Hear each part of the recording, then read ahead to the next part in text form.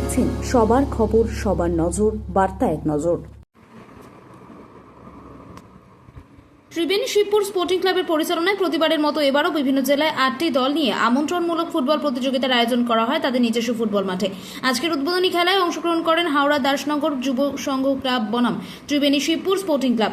প্রথমে ফুটবল প্রশিক্ষক প্রয়াত মুরারি মোহন সুরের স্মৃতির উদ্দেশ্যে 1 মিনিট নীরবতা পালন করে জাতীয় সঙ্গীত এবং সবশেষে দু দলের খেলোয়াড়দের সাথে পরিচিত হওয়ার পর শুরু হয় উদ্বোধনীদের খেলা।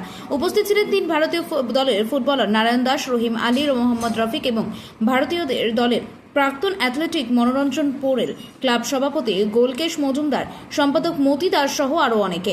খেলা দেখতে দর্শকদের উপস্থিতি ছিল চোখে পড়ার মতো।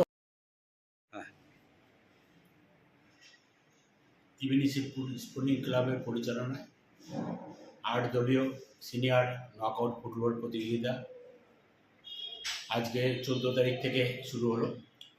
21 তারিখ অবধি চলবে, ফাইনাল খেলা 21 তারিখ। 8টি দল নিয়ে এই খেলাগুলি অনুষ্ঠিত হবে। স্বর্গীয় মুরারি মোহন সুর স্মৃতি উইনার্স কাপ, স্বর্গীয় ভক্তচন্দ্র দাস স্মৃতি রানার্স কাপ, স্বর্গীয় Jibon Krishna Banerjee fair play trophy. এলাকার সমস্ত জনসাধারণকে অনুরোধ করছি, আপনারা প্রত্যেক দিন 3টের সময় খেলাগুলো শুরু হবে, আপনারা মাঠে এসে খেলাগুলো উপভোগ করুন। কারা কারা খেলা আছে উদ্বোধনী খেলা?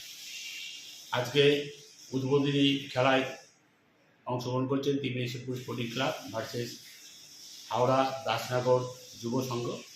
কে কে উপস্থিত ছিল? উপস্থিত ছিলেন ভারতীয় দলের 3 জন খেলোয়াড়, রহিম আলী, নারায়ণ দাস, মোহাম্মদ রফিক। কি নাম আপনার? মতি দাস, সম্পাদক, ত্রিবেণী শিবপুর স্পোর্টিং ক্লাব।